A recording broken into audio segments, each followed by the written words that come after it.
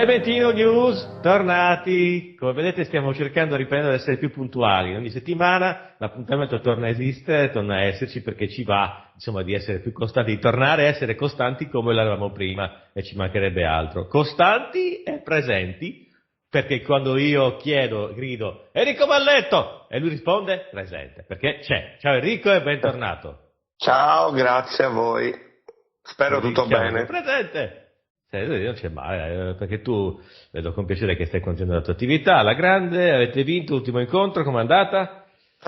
Dunque, l'ultima settimana abbiamo riposato, questa settimana ho giocato con molte partite con le giovanili, Mhm. due le abbiamo vinte, una l'abbiamo persa ieri al tie break 3-2, ma devo dirti che Che ci peccato, che stava, peccato. avevo due under 13, era una partita di under Eh, 16 e Ah, le mie insomma sono più piccoline rispetto all'età. Avevo una under certo, 14, due under 13 in campo, quindi insomma si fa tutta l'esperienza per crescere, va benissimo così. senza dubbio. Va benissimo, hai ragionissimo su questo. È bello vedere proprio questi piccoli atleti di erba impegnarsi e fare, insomma, fare con passione questo sport. È veramente Sì, bello, sì, insomma, con tutte le è una cosa problematiche da del pagare. caso, con tutte Certo, le problematiche ovvio, del caso, certamente. perché questi 3 anni ti posso dire che hanno lasciato segni non Eh indifferenti sì, sulla eh sì, no, no, siamo psiche e sul d'accordo. modo di affrontare le avversità o anche delle situazioni che sono normali o dovrebbero essere normali, non Eh lo beh, sono certo. più, non lo sono più. No, non lo sono più, cioè hanno È rovinato anche è un quella che problema era. serio.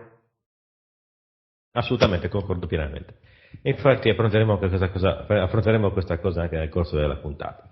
Ma intanto, caro Enrico, che dire, due paroline iniziali, giusto per farci quattro risate, neanche tanto, sul Festival di Sanremo. Ah, l'hai visto Sanremo? Aspetta, allora, permettimi Sì, sì.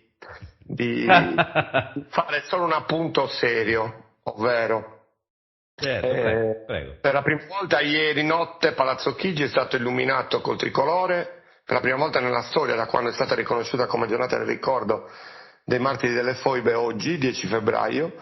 Per la prima volta Sì, Palazzo Chigi ha ufficialmente ricordato con tanto di illuminazione tricolore la scritta Io ricordo sul muro. Tu sai che io non sono un meloniano, però no, no, devo dare certo. atto che in diverse situazioni questo governo ha assolutamente dato un segnale di profonda differenza rispetto a tutti quelli precedenti degli ultimi 10-15 anni. Eh, la storia delle foibe, dei martiri, delle foibe e dei profughi Giuliano Dalmati dovrebbe essere nota. Io sono figlio di profuga istriana, di scampata alle foibe. L'unica testimonianza che ho, a parte quelle che mi porta mia madre e mi ha parlato mia madre crescendo, è che io sarei arrivato alla maturità senza leggere mezza riga a scuola della questione delle foibe.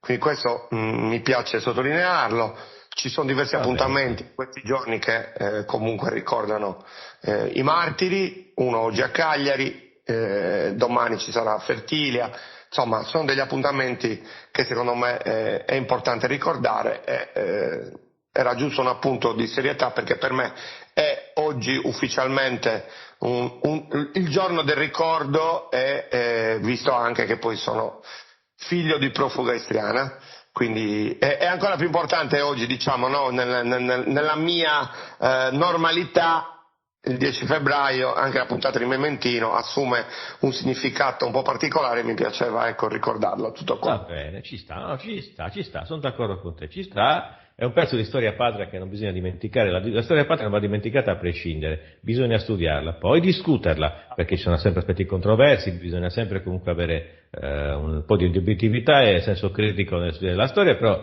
va sempre studiata, non bisogna rimuoverla nella maniera più assoluta. Esatto, e approfondire i fatti, visto che gli ultimi 3 anni ci dovrebbero aver quantomeno Assolutamente. aperto o fatto scaturire qualche dubbio su come vengono raccontate le cose. Senza Tutto dubbio, qua. quindi sono perfettamente d'accordo, anzi avrei dovuto farlo io questa introduzione, però ben venga che mi abbia ricordato questo indispensabile lembo di storia patria, che elemento di storia patria che deve essere comunque ricordato a prescindere. Quindi va benissimo così, dobbiamo tenere comunque presente questa cosa sempre e comunque, anche perché ovviamente bisogna sempre capire che comunque la storia non può essere studiata o valutata o criticata da un punto di vista del manichismo più assoluto. Certo, ci sono dei valori che non sono negoziabili dal punto di vista etico, Assolutamente. ci mancherebbe altro, la vita, la libertà, il rispetto delle persone, ci mancherebbe altro.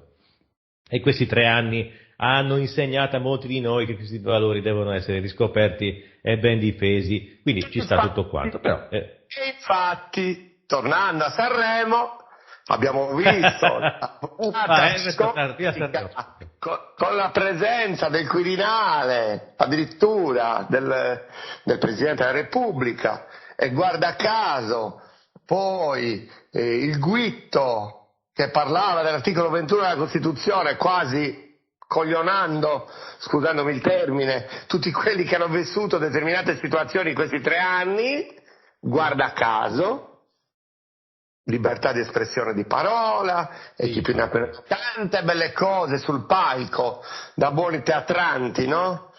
E guarda caso viene pubblicata proprio ieri le sentenze della Corte Costituzionale, guarda caso. Io dico, infatti l'unica cosa che mi rimprovero, un po' ironizzando a questo governo, è che dicono no, che questo governo, perché poi senti l'opposizione che attacca di continuo il fascismo, attacca la Russia, il Presidente del Senato, che ha in casa, nei cavoli suoi, il busto del Duce che gli è stato donato a suo tempo, quindi che cavolo volete non si sa, ma devono sempre entrare in casa degli altri, questo è il vizietto che ci ha soprattutto la sinistra normalmente, ma a parte questo, la sinistra del PD soprattutto, e non guardarsi in casa propria, perché poi vorrei ricordare che facciamo passare in secondo piano il Qatar Gate, facciamo passare in secondo piano il fatto delle tessere che sono state fatte in Campania durante la notte per i vari congressi, per le cose che è stato fuori un altro scandalo, facciamo passare in cavalleria il fatto che 4 parlamentari siano andati a trovare il famoso anarchico Cospitto, parlando del 41 bis,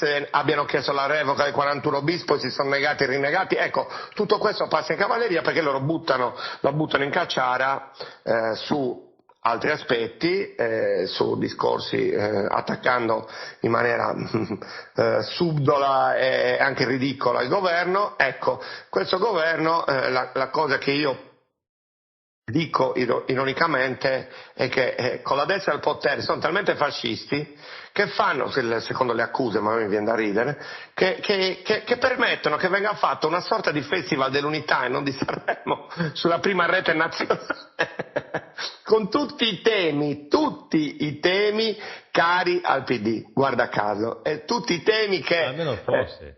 che vengono fatte, cioè, veramente è una roba ridicola, e otterranno, secondo me, poi mi darai ragione dopo questa domenica, visto che ricordo che ci sono le elezioni in Lombardia e nel Lazio, e daranno la botta finale, diciamo di aiuto al fatto che il centrodestra stravincerà sia in Lombardia che nel Lazio, perché succederà questo, esattamente, né più né meno. Immaginati un po'.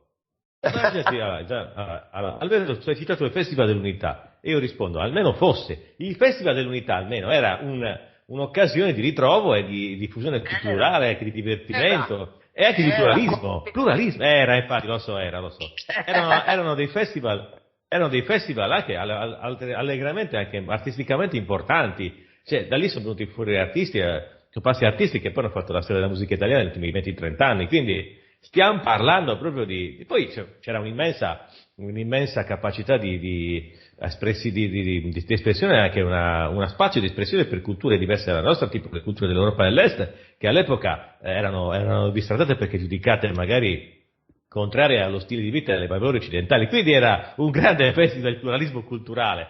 Cosa c'entra con Sanremo? Nulla! Perché semplicemente Sanremo è semplicemente proprio il manifesto di questa agenda globalista del cavolo fatto e finito, ma nella maniera più brutta possibile. il PD dell'ultimo periodo, cioè perché negli ultimi anni il PD si è fatto portatore assoluto di tutte queste cose. Questa è la verità, questa è la verità. Il PD è portatore di tutte queste cose qua, dell'agenda globalista, dell'agenda 2030, del liberismo più sfrenato, della svendita, della perdita di sovranità delle nazioni, e chi più ne ha più ne metta. Questa è la verità ed è un dato di fatto, è inutile provare a dire torna a negarlo. Assolutamente. Poi c'è il buon Roberto Benigni che, insomma, evidentemente sfruttando la memoria a breve termine degli italiani, a brevissimo termine degli italiani, va a cianciare rispetto a proposito dell'articolo 21 della Costituzione, quando, tanto per cominciare, nel 2016 ha firmato per cambiarla, per stravolgerla, e poi non ha mosso un dito, ne ha detto mezzo in questi ultimi 3 anni per parlare di libertà di espressione, di riunione, di libertà di pensiero. Niente, il vuoto assoluto, e torna qui come se fosse stato caricato a molla, l'articolo 18, eccetera, eccetera. E cose di questo tipo. Quindi veramente, sì, siamo di fronte proprio come posso definirlo? Proprio figuro di regime bella e buona. Proprio caricato a molla, tolto dall'armadio e rimesso in circolazione ad uso e consumo di questa agenda. Veramente è incredibile. Poi non potrei parlare anche... Sì, prego. Se tu pensi comunque anche i cachet che girano, sia per gli ospiti, per pseudo vallette, per il conduttore, eccetera, per lo stesso Benigni che non si è capito bene che quanto abbia intascato per quella comparsata, voglio dire, io non so quanti sarebbero non comprabili, nel senso che questi sono dei pupazzetti tipo scimmiette ammaestrate, strapagati, e che fanno quello che gli viene detto, appunto, quello che fa, che seguendo una linea ben precisa, e basta. Ormai direi che è abbastanza evidente, ma lo dimostrano i temi trattati. Ieri io non lo guardo, mi hai chiesto se lo guardavo, io non lo sto guardando Sanremo, ok? Però vedo i video, tanta gente che commenta, che alla fine le cose le vedi, no? Cioè le senti, poi vai magari a cercare il video di quell'intervento. Ho visto il video di quella giornalista, la compagna di Mentana, che guarda caso è andata a portare un monologo sul discorso delle carceri minorile, eccetera. Però capisci bene che dopo le polemiche delle ultime settimane, portare in prima serata a Sanremo davanti a milioni di utenti il discorso delle carceri e della reclusione, dopo la polemica proprio della visita in carcere a Cospito e dopo la guerra che c'è su quella situazione là, è evidente che ci sia un'impronta di un certo tipo, come parlare del discorso del razzismo da parte di un atleta che tra l'altro non ha portato nel monologo, ma ci hanno pensato ben bene i giornali a spingere sull'argomento, probabilmente utilizzando la figura proprio dell'atleta della nazionale. Il primo giorno c'era la moglie di Fedez, la Ferragni, che ho visto sonore prese in giro di tutto di più, sia su vestiti di ogni tipo. Ho visto e ho sorriso il commento, l'articolo che ha fatto la Lucarelli sulla Ferragni e sul monologo della Ferragni, l'ha distrutta, come è solita fare la Lucarelli quando punta qualcuno. Che devo dire? Quello che ne esce sempre in maniera, diciamo, con un minimo di successo e di intelligenza, pare che sia Fiorello, nel senso che per quanto l'anno scorso io non abbia apprezzato minimamente il momento in cui scherzava sugli effetti avversi, sui non vaccinati, eccetera, devo dire che quest'anno ha pensato bene di dedicarsi al di fuori del festival, quindi nel dopo festival, e fare un qualcosa che è completamente al di fuori del discorso del concorso canoro, dello stare lì sul palco, eccetera.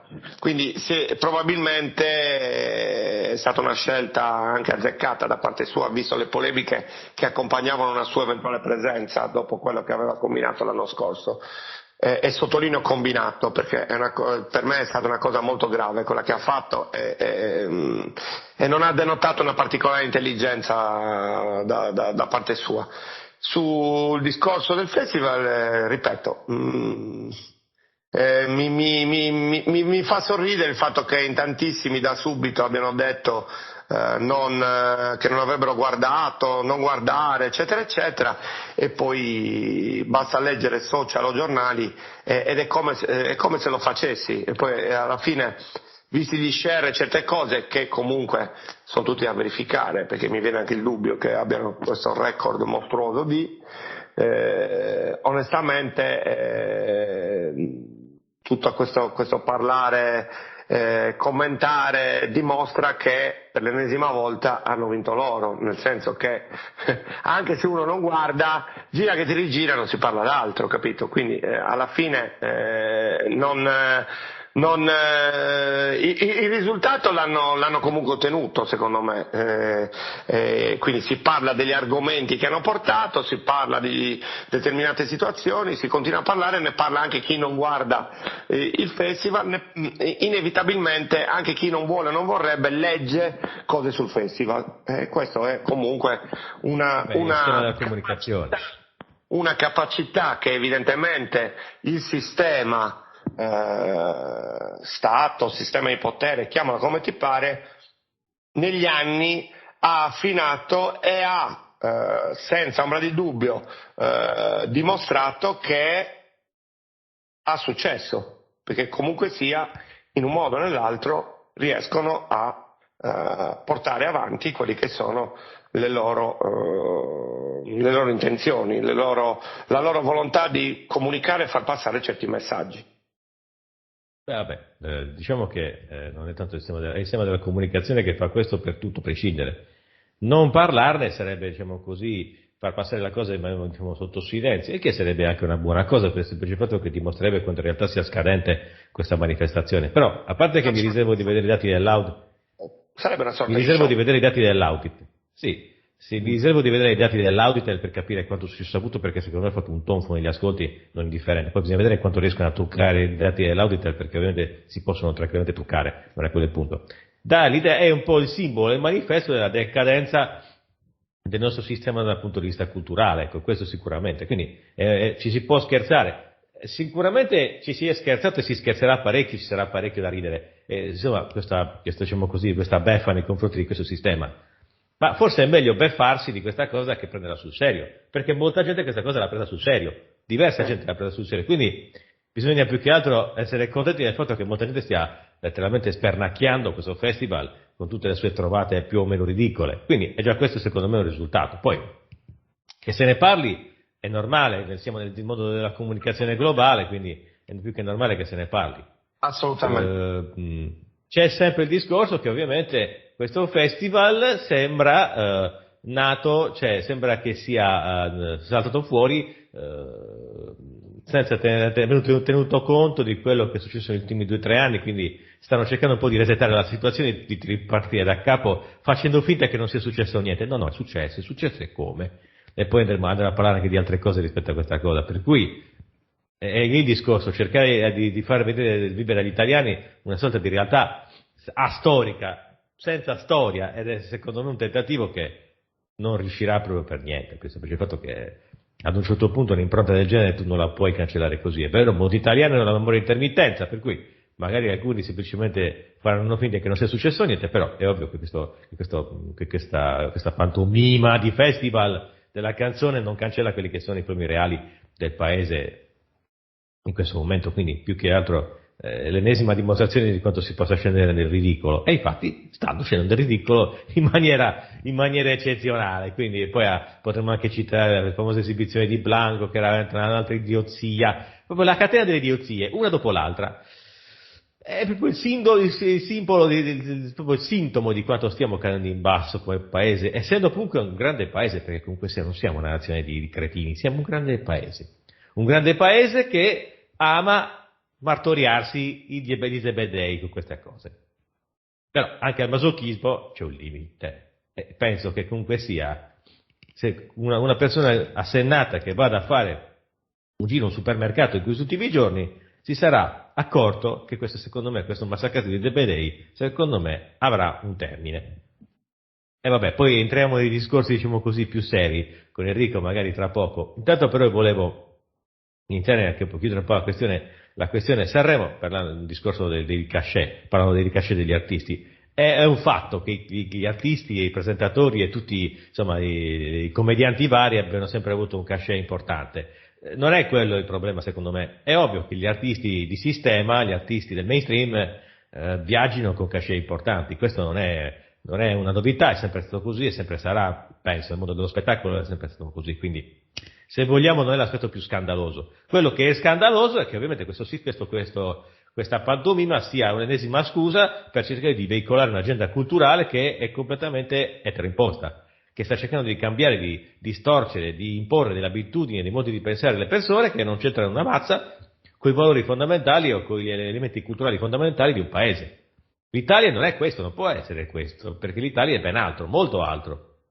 Quindi scrivere un pastrocchio di progetto culturale per cercare di imporre alle persone di pensare o di comportarsi in una determinata maniera e poi utilizzare un carrozzone come Sanremo per fare questo genere di operazioni anche di ingegneria sociale è un po' dichiarare la propria sconfitta, perché gli strumenti più raffinati li hanno utilizzati negli ultimi 2 anni e hanno sortito effetti fino a un certo punto. Poi parlo dell'Italia per allargare il discorso a tutto il mondo. Usare Sanremo per continuare con questo andazzo, secondo me, è dichiarare un po' la sconfitta, Non so cosa ne pensi tu, perché ci sarebbe di meglio da utilizzare. Hanno sfruttato il Covid, hanno sfruttato il vaccino, hanno sfruttato di tutto la paura, il terrore, adesso cosa gli resta a Sanremo? Mi sa che siete un pochettino alla frutta, cari miei, potreste fare di meglio, non so cosa ne pensi. Ho fatto proprio un post ieri in merito, nel senso che avevo letto un commento di Berizzi, vabbè, lasciamo perdere, il personaggio mi fa sorridere, che diceva proprio questo, ovvero criticava un po' la sinistra dicendo che se l'opposizione è un governo forte coi deboli è debole coi forti, che mi fa ridere anche questo, la fanno Benigni, Fedez, Ferragni e Amadeus. Forse è il caso che la sinistra passi dalla fase profonda riflessione a rimboccarsi le maniche. Ovviamente a me ha fatto sorridere questa cosa, però io ho risposto semplicemente che se la sinistra si fa rappresentare da Fedez, Benigni, Ferragni e Manuel Zegonu vuol dire che il centrodestra può stare assolutamente tranquillo. Tra l'altro poi alle regionali, dopo sta pantomima del festival, di questi giorni vedremo i risultati di tutto sto bordello che hanno fatto, capito? Vero anche che ridurre tutto a come ha fatto Berizzi, che l'opposizione sarebbe andare sul palco e scriversi sul vestito sentiti libera, oppure strappare la foto come ha fatto quell'idiota del marito, facendo sì passare pure come pseudoeroe, strappando la foto del viceministro Bignami, oppure fare lagnosi monologhi sulla Costituzione, l'articolo 21, dopo che per 3 anni ne hanno fatto quello che hanno voluto come al solito. Carne di porco. Gridare, gridando, tra l'altro facendo tutti questi riferimenti sempre a allarme, fascismo, fa sorridere, capito? Fa semplicemente sorridere. Quindi evidentemente gli argomenti che questa sinistra, questo PD portano avanti, le priorità che hanno, come al solito, non sono quelle che corrispondono con la popolazione, con gli italiani. O col paese, con la visione di paese. Evidentemente le priorità che ha il PD sono quelle, come dicevi anche prima, del globalismo, dell'Europa, di chi più ne ha più ne metta, ma non gli interessi del paese e della nazione come dovrebbe invece essere. E questo evidentemente continuano a non capirlo, nonostante la gente che è andata a votare, che non è stata la totalità degli italiani, ricordo, ma comunque la gente che è andata a votare, nonostante il popolo di sinistra sia sempre stato quello che è andato a votare sempre e comunque, ecco, nonostante questo, abbiano preso una bella legnata in faccia. Evidentemente ancora non hanno capito o recepito il messaggio. Può essere che dopo la legnata che prenderanno anche le regionali, può essere che inizino a capire che magari le cose probabilmente dovrebbero un attimino tornare all'ABC dell'esigenza sociale, anche perché le problematiche sociali che si manifestano di giorno in giorno sono sempre più importanti, nel senso che comunque il paese è in difficoltà, la gente è in difficoltà. Parlavo poco fa, prima di collegarci, con un'amica che vive da sola, gli è arrivata una bolletta di 351 euro. Ecco. Non posso parlarla.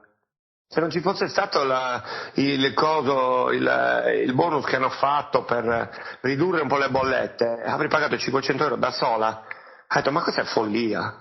Cioè non cambia niente, 350 euro non le posso pagare di bolletta. Io lavoro, mi pago un affitto, non le posso pagare. Chiaro, ovvio. È quasi un altro affitto, mi ha detto, come faccio? Sì, quella è la cosa più ovvia in questi Ma casi. non esiste solo una di persona così, No, capisci? no, ne conosco anch'io, tranquillo. Ho avuto l'esempio di un amico che vive in affitto con la fidanzata, paga un modesto affitto, hanno un piccolo appartamento in una zona periferica di Cagliari. Lui e la ragazza, che comunque sono due persone che lavorano per mezza giornata, quindi lavorano dalle 5 del pomeriggio fino all'1 di notte, quindi fondamentalmente a casa ci stanno la mattina e il primo pomeriggio. È arrivata loro una bolletta di 200 euro di corrente. Ora, anche è vero che comunque sia, hanno utilizzato l'aria condizionata parecchio per il riscaldamento, però è anche vero che comunque 200 euro per persone che vivono poche ore in casa ogni giorno comincia a essere un attimino troppo. Per due persone che non vivono, cioè sono due ragazzi che vivono un numero di ore molto, molto scarso, quindi adesso devono limitare l'uso del riscaldamento. Però diciamo che utilizzando i condizionatori come riscaldamento non è così strano. Non è così strano, però è sintomatico che sia, perché dovessi avere comunque delle tariffe di un certo tipo, ma 500 euro come 350 euro come la tua amica è veramente esagerato. E di casi così ce ne potremmo citare altri, molti altri, per carità. Il discorso è da sempre tenere presente, per non parlare poi del fatto che, come dicevo prima, la situazione stia andando degenerando e ognuno di noi può fare una verifica, andando a controllare il supermercato anche di scout, verificando con i propri occhi quanto è aumentato il semplice insieme degli alimenti dei generi di prima necessità. Il semplice riso, tu vai a vedere quanto costa il riso adesso. Ho visto il riso arrivare a 2,80 € un pacco di riso. Cioè, ho visto arrivare ho visto il riso a prezzi assurdi, prezzi allucinanti, e ogni volta che vedo queste cose mi chiedo, bene, quanto manca prima delle rivolte per il cibo? Quanto ci manca? Contiamo i giorni, perché mi sa che qua stiamo arrivando a questo punto. Ancora un po' e avremo le rivolte per il cibo, se continuiamo di questo passo. Certo. Un insieme di problemi concretissimi, che la gente comunque adesso sta sentendo veramente sulla propria pelle. Ora, è vero che l'italiano medio è tendenzialmente un pacifico, uno che non ama lo scontro e cose di questo tipo, però se da una parte hai potuto chiuderlo in casa, pungerlo, iniettargli di tutto, fargli credere di tutto, quanto ancora puoi farlo resistere senza farlo mangiare o senza farlo riscaldare? Perché cibo e riscaldamento sono due cose che in inverno, cioè anche in estate per carità, il cibo è fondamentale, il riscaldamento serve in inverno, però voglio dire, senza i conforti di una vita normale, di una vita civile, quanto può rimanere un essere umano? Quanto lo puoi miserire prima che dica basta e cominci veramente a prendere il bastone? E questo è il problema. Sì. Tipico dell'italiano, questo è un esperimento per capire fino a che punto arriva la soglia di sopportazione dell'italiano medio. E sarà un esperimento doloroso, ma da un punto di vista sociologico anche interessante, per arrivare a questo punto. Comunque. Per tornare comunque al discorso di problemi di patria, di politica anche un po', volevo da te un commento sul, diciamo così, le figuracce che il nostro primo ministro sta rimediando dal punto di vista diplomatico. Viene letteralmente snobbato dalle potenze, diciamo così, dagli altri paesi europei e anche dagli Stati Uniti da un punto di vista delle discussioni. Non esistiamo da un punto di vista della politica internazionale, esistiamo soltanto quando c'è da mandare armi. Ora, tu un commento da parte tua su questa ennesima burletta. Allora, la questione potrebbe essere intesa al solito modo, cioè che non è che prima contassimo e adesso non contiamo più. Contiamo ancora meno. Cioè, comunque è inutile che se ne dica, dobbiamo rendere conto a dei padroni, questo è un dato di fatto. Dopodiché, lo diceva ieri bene Borgonovo in una trasmissione TV, nel silenzio generale tra l'altro, perché ha fatto degli esempi concreti e ben precisi. Quindi intanto non abbiamo contato nemmeno prima, quindi tantomeno contiamo adesso. Poi, se questa deve essere invece un'operazione per screditare la Meloni, che comunque Zelensky l'ha incontrato a Bruxelles, non l'ha incontrato con Macron e Schulz, ma l'ha incontrato da sola, ok? Quindi comunque l'ha incontrato, tutta la polemica che ha montato il PD, comunque Zelensky è stato incontrato dalla Meloni. A prescindere da questo, gli Stati Uniti non è che prendono decisioni mettendosi d'accordo con l'Italia, la Francia e la Germania, gli Stati Uniti prendono decisioni a prescindere, perché pensano ai cavoli d'oro. Ok? Quindi, ripeto, la cosa può essere vista da due punti di vista. Uno, non contiamo niente, non contavamo niente prima, non contiamo neanche adesso, questa è la verità. Oppure due, anche alla Meloni, a questo governo, fa comodo starsene da parte. Nel senso, far vedere che è un po' distaccato rispetto a quelli che sono i movimenti americani, francesi, tedeschi, che insomma, non si sono dimostrati propriamente sempre molto favorevoli o amici all'Italia, perlomeno per le decisioni prese. Questo secondo me. Potrebbe anche essere che questo, come dire, evitare di coinvolgere anche l'Italia sia un pretesto per far notare le differenze o fornire un pretesto per criticare la Meloni, visto che prima, quando c'era Draghi, diciamo che lui era un po' quello che faceva il capofila in certe situazioni, o faceva comodo che facesse capofila per far vedere che contavamo qualcosa, o quanto fosse bravo, bello, santo il nonno prestato alle istituzioni. Potrebbe essere anche questo. Questi sono tutti passaggi o comunque, secondo me, operazioni sia politiche che a livello comunicativo che potrebbero essere l'una e l'altra cosa. Nel senso che onestamente, ripeto, non è che abbiamo mai contato qualcosa davvero negli ultimi decenni, quindi non vedo perché adesso dovremmo stupirci se l'Italia in certe situazioni non viene calcolata. Di fatto però la Meloni Zelensky l'ha incontrato, su certe situazioni in un modo o nell'altro si è fatta sentire, perché si è fatta sentire, poi che venga ascoltata o meno è un altro discorso. Tutto questo bisogna vedere poi però dove porta, nel senso che se poi questo cercare di distinguersi o di far pesare le ragioni italiane porta poi a una presentazione in risposta all'Europa, un aumento dei tassi di interesse per quanto riguarda l'inflazione, quindi ovviamente una cosa che aumenta le difficoltà economiche dell'economia generale, e poi l'altra risposta è la bozza per quello che riguarda quel discorso delle case, che al nostro paese così presentata costerebbe quasi 600 miliardi, che non spenderà di sicuro lo Stato, quindi verranno toccati dalle tasche della gente che dovrà fare lavori nelle case o giù di lì. Ecco, se queste operazioni poi portano a far finta che queste cose non vengano portate avanti o a non protestare sul discorso dei tassi di interesse, quindi non farsi sentire a dovere e quindi essere comunque sempre alla fine poi accomodanti nei confronti di qualunque decisione venga presa. Tralascio la questione migranti, che è una bella presa per i fondelli anche quella, perché è tutto fuffa, nel senso si puntano e si pestano i piedi, poi di fatto l'Europa continua a rompere le scatole e noi ci troviamo ancora costretti con le solite questioni. In più arriva anche qualche richiamo sul garante dei diritti umani a livello europeo, no? Quindi insomma, ripeto, l'Italia sta facendo la parte solita di quelli che non contano granché e che non viene ascoltata, ma anzi vengono date delle risposte da parte dell'Europa che vanno contro quelli che sono gli interessi nazionali. Questo è un dato di fatto.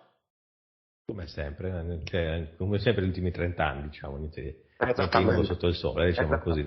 Ovviamente c'è l'aggravante che comunque in questo momento c'è schierarsi da un versante piuttosto che su un versante piuttosto che un altro, che su un altro ci rende anche, diciamo, suscettibili di eventuali ritorsioni. Questo è un altro discorso, ma ci stiamo rendendo conto di questa cosa. Secondo me che il partire defilarsi del governo meno rispetto a questa cosa forse è anche un tentativo di salvare un po' caprecavoli, ecco, per evitare di schierarsi troppo apertamente, quindi da quel punto di vista anche forse sì.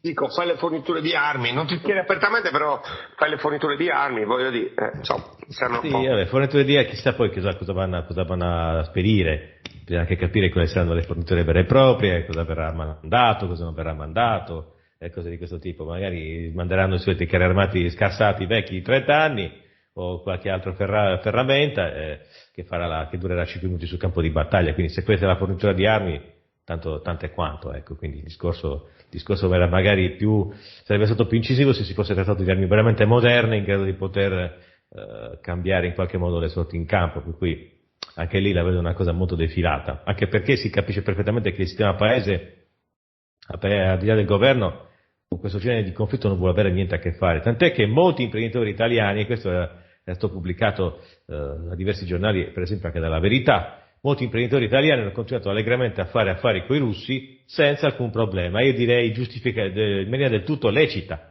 perché hanno il diritto di sopravvivere dal punto di vista economico. Quindi se hanno sempre fatto affari in Russia, sempre venduto tranquillamente, perché non devono continuare a farlo? Che sono questi discorsi del cavolo, è economia.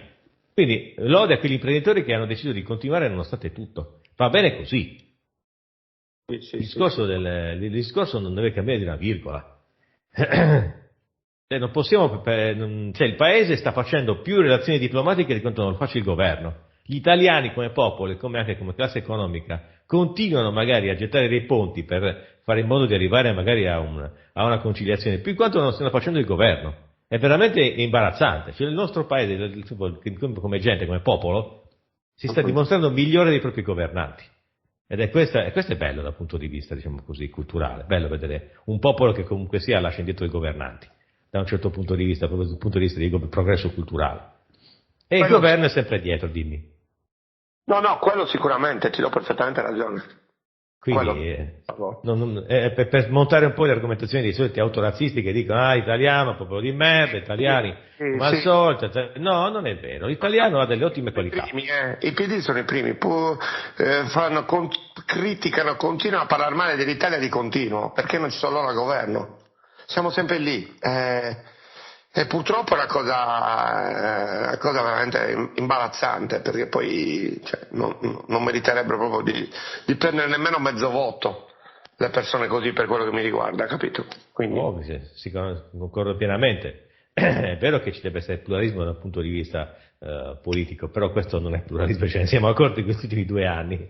Quindi forse adesso magari stiamo iniziando a vedere qualcosina, anche perché vedo che ci sono anche nuovi schieramenti politici, nuovi partiti che si stanno andando a fondare in questo periodo. C'è per esempio l'ultima novità rispetto ai partiti, movimenti del cosiddetto fronte del dissenso. Si sta andando a formare un movimento politico chiamato Forza del Popolo, fondato da personaggi molto di spicco nel mondo della controriformazione, anche nel mondo del dissenso, come per esempio parliamo della professoressa Ornella Mariani Forni, del noto influencer a suo malgrado maestro Andrea Colombini, di altri personaggi che hanno deciso di portare a compimento un processo, diciamo così, di coagulazione di un certo fronte del dissenso che è dato d'origine al movimento politico. Io dico, buona sapersi, è una buona cosa, penso che comunque è giusto che le persone che la pensano in un certo modo abbiano diritto di esprimersi a livello politico, quindi vediamo un po' come va questo movimento. Ecco, magari riesce a fare quello che non hanno fatto gli altri movimenti del dissenso che hanno provato ad arrivare al palazzo in maniera lecita tramite le elezioni politiche, e poi alla fine per i loro disidi interni anche stupidi non hanno combinato nulla di buono. Quindi chissà che magari questo movimento non riesca dove altri hanno fallito. Vediamo un po', chi lo sa. Potrebbe essere, vediamo un po'. Però Facciamo un tentativo, chi lo sa. Comunque è un fatto che comunque sono personaggi che non siano mai stati compromessi dal punto di vista della dialettica del dissenso, ecco, addirittura hanno vietato l'astensionismo, quindi adesso è interessante però vedere adesso che queste persone hanno inventato l'astensionismo, poi adesso si troveranno nella condizione di doversi chiedere voti in qualche modo. Esatto. E sarà curioso vedere cosa succederà. Esattamente. Però io intanto do un'apertura di credito a questa nuova realtà, vediamo come va a finire. Io sono ben contento. Io ho anche molta stima di questi personaggi, sinceramente, perché sono d'accordo con molte delle cose che dicono, non con tutte, però sono d'accordo con molte delle cose che dicono. Quindi, sinceramente, anche sarei curioso di interpellarli anche qui in radio per capire questo progetto dove va a parare. Adesso proviamo a invitarli, magari riusciamo a beccarli in radio e farli parlare, insomma, di questa cosa in territorio neutro. Allora, penso che radioascoltatori da un punto di vista sia un po' territorio neutro, perché qui si incontrano punti di vista molto diversi tra di loro, quindi mi piace pensare che si possa fare questo discorso. Comunque nell'ambito della libertà di pensiero, a prescindere. Tornando a parlare di libertà, in questo caso libertà di scelta. Allora, all'inizio trasmissione stavi accennando alle sentenze della Corte Costituzionale. Vogliamo spendere due parole perché deve essere uscito il merito delle sentenze. Dopo che è uscita la sentenza vera e propria ci saranno tutte le spiegazioni, come il merito della sentenza sarà stato pubblicato, quindi ora ne sappiamo di più. Che si sa di più su queste sentenze? Non ho capito. Le sentenze della Corte Costituzionale il merito delle sentenze è stato pubblicato, quindi ora sappiamo più cose su queste famose sentenze che dovevano in teoria definire la questione dell'obbligo vaccinale per i sanitari, il perché, il per come. Adesso che sto il merito delle sentenze, che si sa di più? Si sa di più che praticamente hanno, in realtà praticamente mi fa anche ridere. Di fatto la sentenza 14 e 15 parlano appunto dell'obbligo vaccinale per la prevenzione dell'infezione per i lavoratori impegnati in strutture residenziali, quindi sanitari, socioassistenziali, bla bla bla, anziché di quello di sottoporsi ai relativi test diagnostici, non ha costituito una soluzione irragionevole e sproporzionata rispetto ai dati scientifici disponibili. In risposta alla questione di legittimità costituzionale sollevata dai tribunali ordinari, Brescia, Catania, Padova, eccetera, eccetera. Quindi praticamente questa è la numero 15. In merito al discorso dell'obbligo, hanno stabilito che obbligare la vaccinazione i sanitari, anziché obbligarli a sottoporsi ai test diagnostici, non costituiva una soluzione ragionevole o sproporzionata, perché c'erano dei dati scientifici disponibili al momento che suggerivano quello, che è una condizione molto pericolosa, perché ovviamente i dati disponibili quali sono? Quelli che vogliono far conoscere loro? Al momento. Ma se a posteriori è dimostrato che non bloccava il contagio, la gente si ammalava lo stesso, e chi più ne ha più ne metta, di cosa stiamo parlando? Uno, ok? Dopodiché,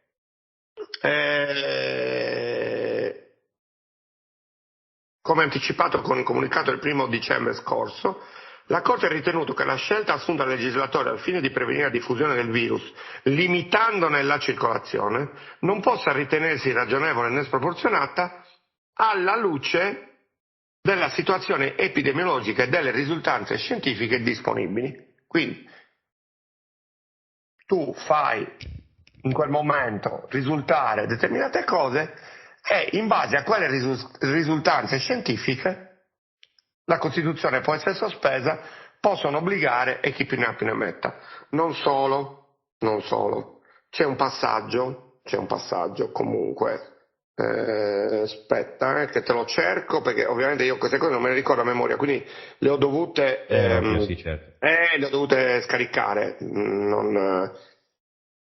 Quanto infine alle osservazioni dei giudici siciliani sulla presunta contraddittorietà di una disciplina che impone il consenso a fronte di un obbligo vaccinale, la Corte ha rilevato che l'obbligatorietà del vaccino lascia comunque al singolo la possibilità di scegliere se adempiere o sottrarsi all'obbligo, assumendosi responsabilmente, in questo secondo caso, le conseguenze previste dalla legge. Che non è una legge. No, ma capisci? Cioè, sì, perfettamente. A parte che è la possibilità di scelta. Cioè, ti tolgo il lavoro, ti tolgo la possibilità di vivere, però intanto ti lascio la libertà di decidere. È un mostro giuridico, ovviamente, è un aborto giuridico. Il consenso, pur a fronte dell'obbligo, è rivolto proprio nel rispetto dell'intangibilità della persona ad autorizzare la materiale inoculazione del vaccino. Quindi il consenso informato, ricatto, di una vaccinazione obbligatoria diventa un'autorizzazione materiale dell'inoculazione del vaccino. Quindi a fronte delle conseguenze, delle correlazioni, delle conseguenze avverse, dei danni che ormai sono assolutamente certificati e che stanno venendo fuori, la Corte Costituzionale risponde nelle sentenze questo, d'accordo? Ora, io faccio notare solo un'altra cosa e poi la chiudo, perché tanto chi non vuole capire non capisce e non capirà mai. È inutile che stiamo a dibattere, continuare a dibattere, poi la porterà avanti vita natura durante, cioè questa è una guerra vera e propria che dobbiamo assolutamente continuare a portare avanti, ma quello che dico io e che faccio notare a tutti è quatti, tutti, anche quelli del quotidiano Sanità, eccetera, sono passati tutti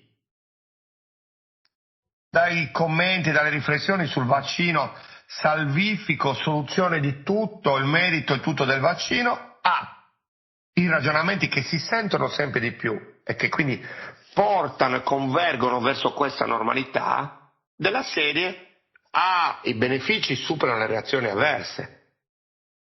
Siamo in quella fase là di normalizzazione.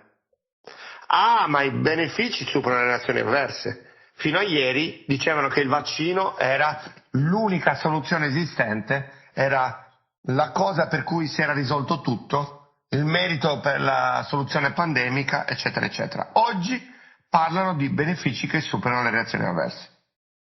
E questa, secondo me, è la riflessione di chiusura di qualunque ragionamento. La Corte Costituzionale rappresenta, né più né meno, quello che è un organo di potere e che autorizza la sospensione o meno della Costituzione a seconda di quello che fa comodo alla ragion di Stato. Questo è il dato di fatto. Punto e basta.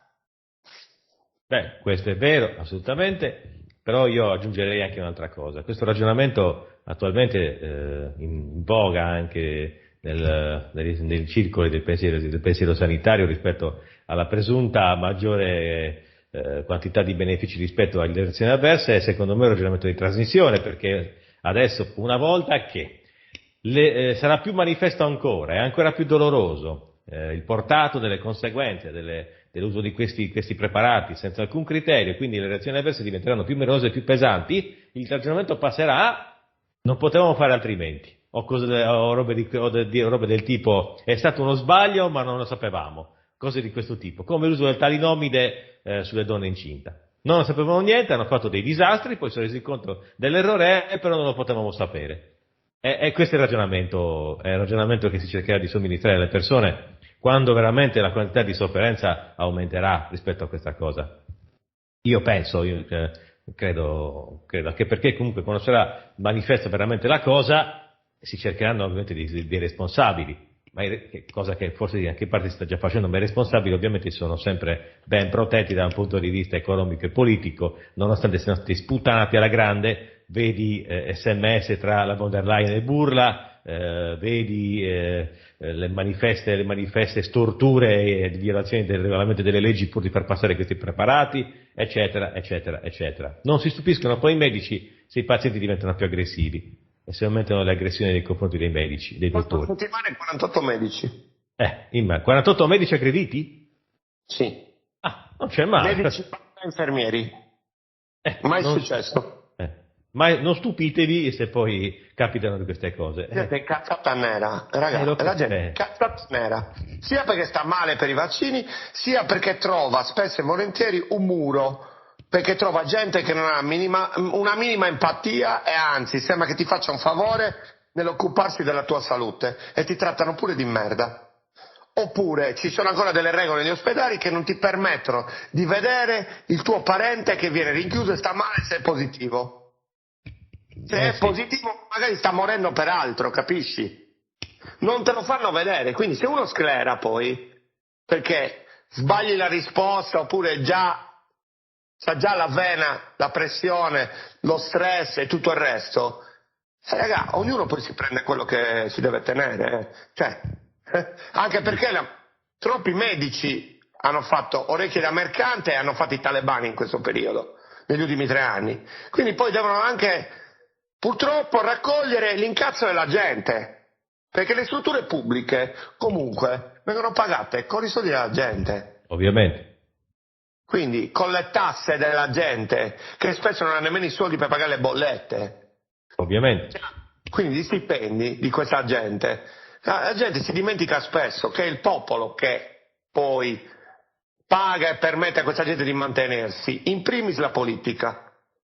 Ovviamente, il discorso è sempre lo stesso. Infatti, quando parlavo dei famosi cachet per gli artisti, alla fine dei conti i cachet per gli artisti non sono questo grande problema. Il grande problema è la mala gestione della cosa pubblica, che penso dipenda pochissimo dagli artisti e moltissimo dalle scelte politiche. Per cui lasciate pure che gli artisti prendano cachet milionari, chi se ne frega. L'importante è che la cosa pubblica sia adeguatamente gestita da chi deve gestirla, con i soldi delle persone che pagano regolarmente le tasse. Perché ovviamente se io pago le tasse e il servizio che mi viene somministrato fa schifo o non c'è nemmeno, che senso ha pagare le tasse? Per cosa le sto pagando le tasse? Dov'è il risultato del gettito delle mie uscite fiscali? Qual è il risultato? Dove stanno andando questi soldi?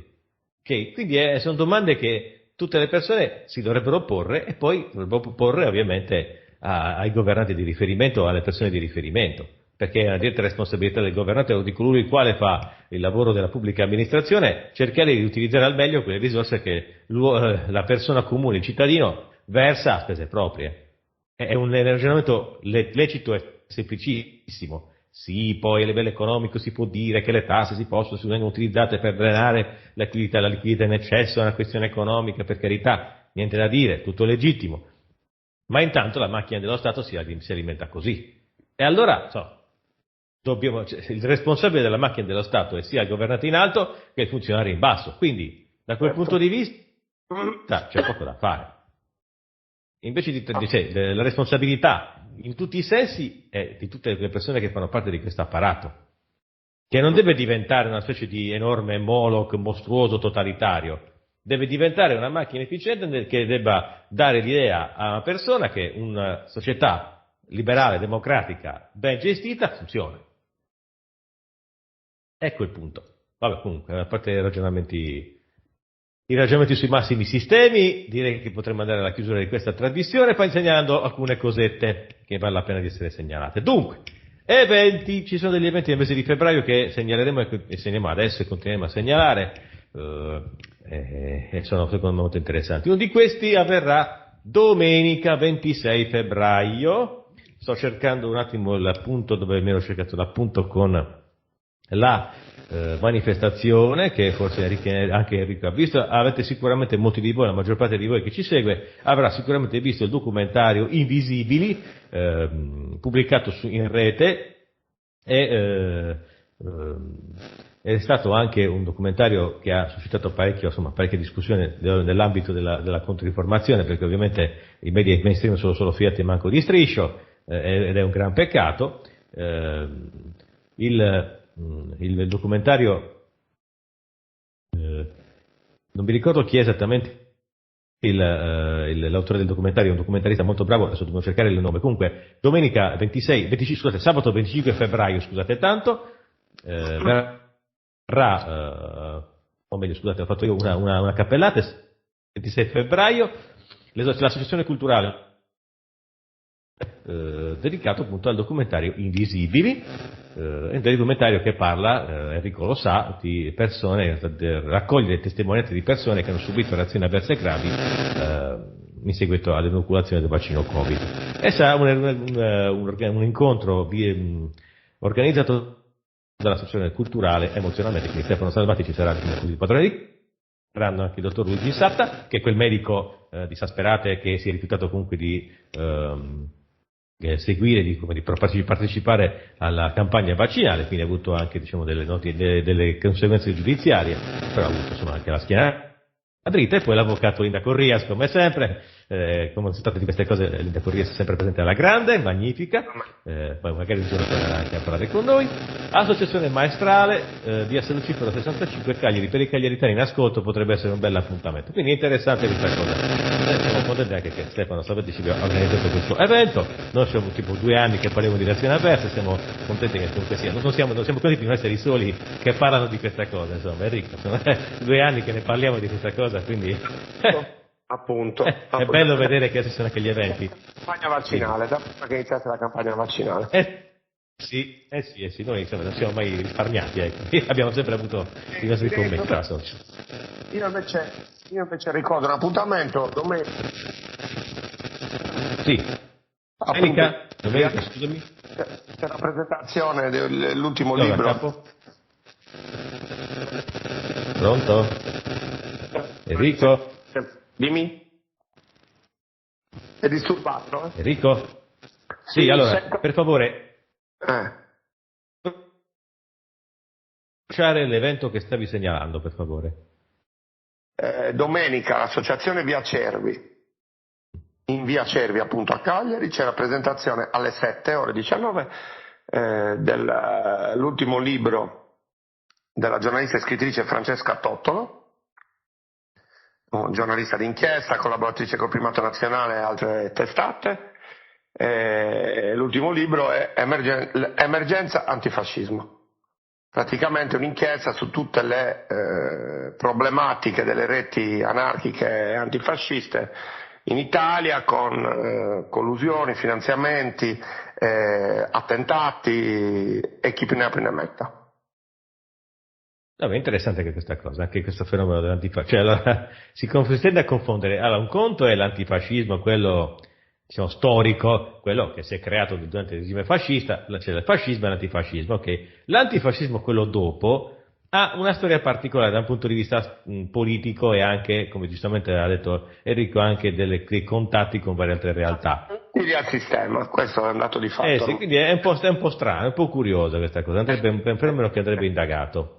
Però sì. In effetti cogliamo anche l'occasione per provare a capire se riusciremo magari a intervistare Francesca Tottolo, grazie al nostro amico comune inviato che ci ha regalato alcune interviste con Mentino News, che è appunto Alberto Facchini, che magari sguizzaglieremo stavolta per l'occasione, magari ci porterà qualche domanda a Francesca Tottolo, chi lo sa, adesso vediamo un po' se riusciamo a farcela, magari ci fa questo bel regalo Alberto. Comunque magari. A proposito di anarchici, visto che hai colto l'occasione per fare qualche battuta non l'ho fatta per primo io, l'ha fatta Giorgio Bianchi durante una rassegna stampa del canale di Visione TV. In effetti gli anarchici, allora, noi siamo abituati a pensare agli anarchici come persone assolutamente antisistema, no? Pronti a prendere le armi contro qualsiasi violazione della libertà personale. Infatti la vicenda di questo accospito è abbastanza curiosa. La domanda che si è fatto Giorgio Bianchi, che in effetti ci facciamo anche noi, ma gli anarchici in questi 2 anni, nel 2020 e il 2021, dove sono finiti? Cioè, stanno chiusi in casa, ci hanno impedito di uscire, ci hanno fatto di tutto, ma gli anarchici dove erano? Erano con le mascherine tutti vaccinati la maggior parte, guarda, perché è capitato in più di un'occasione nelle piazze dove si contestavano Green Pass e altre cose, di trovarsi lì dall'altra parte della piazza a protestare contro te che protestavi. Quindi, e poi altri sicuramente no, perché comunque essendo anarchici magari sono anche per la libera scelta, ma la maggior parte di questi collegati a una determinata parte che hanno dimostrato di essere perfettamente allineati. Tant'è vero che in più di un'occasione è capitato di prenderli in giro, nel senso di dire che bello fare gli anarchici con la mascherina e il vaccino. Fatto. Ma che razza di anarchia è? Che anarchismo è? Io l'anarchico, sono anarchico, cazzo. Allora, io ho un amico artista, di cui non faccio il nome per una questione di ovvia, cioè anche lui si è sempre manifestato anarchico, però vabbè, non l'ho ancora interpellato, però magari a ricevere una bella sorpresa quando scoprirò che magari non è vaccinato e che è uscito anche durante il lockdown. Quindi magari un giorno che lo rincontro glielo chiedo e sarà una bella sorpresa scoprire che magari sei stato veramente un anarchico. Spero tanto che sia così, perché è una persona che stimo moltissimo dal punto di vista umano e artistico. Vabbè, vediamo un po'. Comunque. Ah sì, menzione particolare, scusate, me ne sono ricordato adesso. Il coordinamento, il gruppo, i Pipius non si giocanta, continua a esistere e lotta con noi. Io ho incontrato ieri, ho avuto il piacere di incontrare ieri Stefano Bulo, uno degli animatori del gruppo, che vorrebbe intervenire in radio, un giorno lo avremo in radio ospite, magari anche qua con Enrico, e parleremo di varie cose che col suo aiuto e anche l'aiuto di Daniela Bargius, loro sono i veri grandi animatori del gruppo. E a proposito, li ho ringraziati di persona, gli ho manifestato la nostra stima di persona per la loro azione a Nuoro, per la fissione di quel manifesto critico nei confronti dei vaccini, manifesto che è stato ovviamente bistrattato dalla stampa di regime, dalla stampa mainstream. È fatto da un'ordinanza del sindaco. Sì, esatto, ho oscurato un'ordinanza del sindaco, cioè non si capisce, sì. Tutto. Sì, ma poi la cosa divertente, Enrico, è che c'è stato anche un servizio di una ben nota televisione locale che è andato lì a parlare del manifesto facendo credere che fossero tutti quanti contro il manifesto, intervistando la gente. Ah no, è uno scandalo, è orribile, è vergognoso. Nuoro ti posso dire che comunque se l'80% di vaccinati, diciamo, inizialmente c'erano la media italiana, probabilmente a Nuoro sono stati il 90%, da quel poco che ho visto e ho percepito da molte persone, anche giovani di Nuoro, nel senso che erano tutti terrorizzati, tutti assolutamente allineati, tutti sono corsi a vaccinarsi da subito. È veramente una percentuale altissima, ma non mi stupisce, perché Nuorese è un territorio che è in mano al PD da 30-40 anni e sono in difficoltà da 30-40 anni e continuano a votare sempre per gli stessi. Quindi... Che vuoi che ti dica? Avevo un'altra idea della Barbaggio, sinceramente. Deve proprio dire no, la vecchia idea dei sardi della Barbagia e di come erano i sardi un tempo, purtroppo bisogna abbandonarla. Vabbè. Siamo fatti addomesticare abbondantemente. Vabbè, purtroppo poi dicono, prendono tanto in giro per la questione delle pecore. Io invidio i corsi. Anch'io un po' li invidio i corsi, ma è tutt'altra razza. Oddio, no, in effetti saremmo del sorceppo etnico. Tra sardi e corsi, però differenze culturali ormai sono abissali, direi. Sì, non c'è proprio. Penso che i corsi si vergognerebbero di essere assimilati a noi, una cosa di questo tipo. Molto probabile. Non è una bella cosa, peccato.